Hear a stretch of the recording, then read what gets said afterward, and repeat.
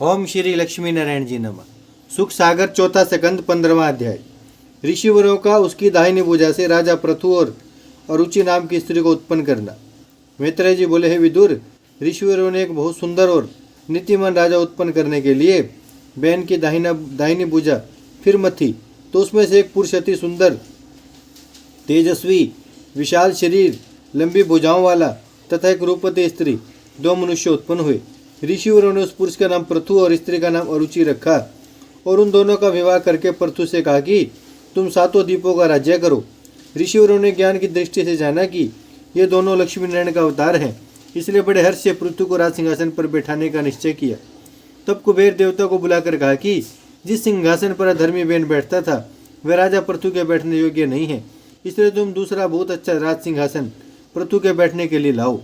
उसी समय कुबेर देवता एक बहुत उत्तम जड़ाऊ सिंहासन ले आए। ऋषिवरों और देवताओं ने पृथु को राज सिंहासन पर बैठाकर दंडवत किया।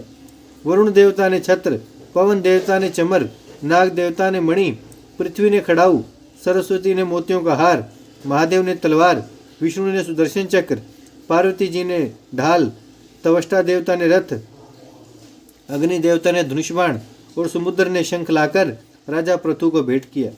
इसी तरह और सब देवता भी उत्तम उत्तम वस्तु लाकर राजा पृथु को भेंट दे गए। इंद्रपुरी से अप्सराओं ने आकर राजा को नाच दिखाया, गंधर्वों ने गाना सुनाया, सिद्ध व चारण लोगों ने आकाश से स्तुति करके राजा पर फूल बरसाए। भाटों ने आकर राजा पृथु की बढ़ाई में प्रतापी राजाओं की उपाधि दी।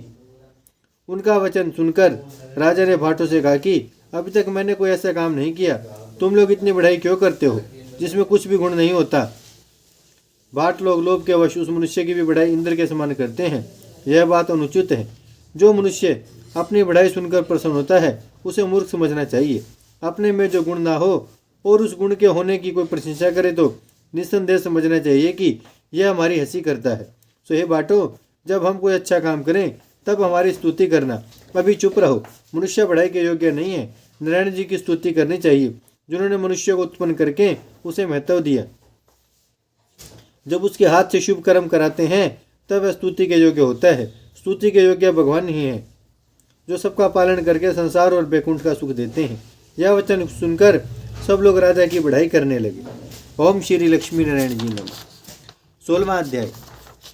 बाटों का विदा होना और पंडितों का राजा पृथु की जन्म कुंडली का फल कहना। मैत्रेय जी ने विदुर से कहा कि बाटों ने राजा का वचन सुनकर विनय किया कि हे पृथ्वीनाथ, आप नारायण जी का अवतार हैं, आपकी बढ़ाई करना भगवान जी की स्तुति करने के तुल्य है। हम लोग अपनी जीवा पवित्र करने के लिए आपकी स्तुति करते हैं, क्योंकि हम लोगों ने अपना पेट पालने के लिए और लोगों की झूठ व सच बहुत सी बढ़ाई की है। आप ऐसे अच्छे काम करेंगे कि आज तक किसी राजा ने संसार में ऐसे कर्म नहीं किए।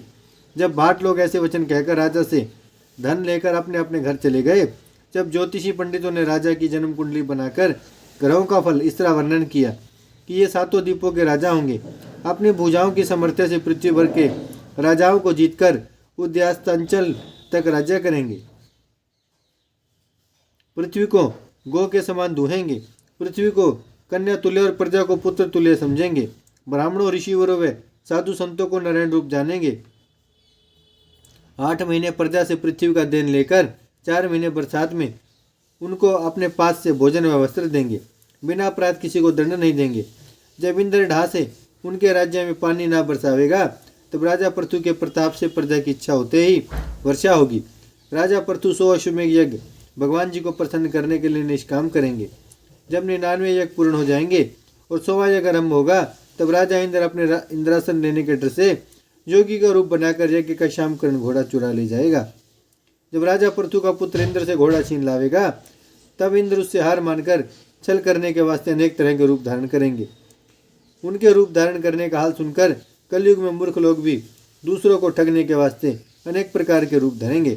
नारायण जी यज्ञशाला में प्रकट होकर राजा पृथु को दर्शन देंगे और सनकादिक ऋषिवर राज मंदिर पर आकर इनको ज्ञान सिखावेंगे। राजा पृथु पर स्त्री को माता और दूसरे का धन मिट्टी के समान समझकर सदा परमेश्वर के भजन व स्मरण में लीन रहेंगे।